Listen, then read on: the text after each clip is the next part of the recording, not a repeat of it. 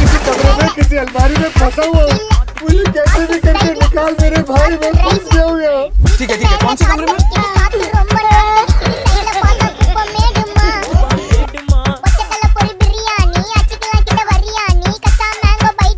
Police மாமா கெஞ்சா விட்டார், கெஞ்ச என்ன நிக்க வச்சு ஒரு நோட்டு புக்ல என்ன போட சொன்னா சைன். 2 மணி நேரம் சும்மா நிக்க வச்சு விட்டு போச்சு முட்டி செத்து போச்சு.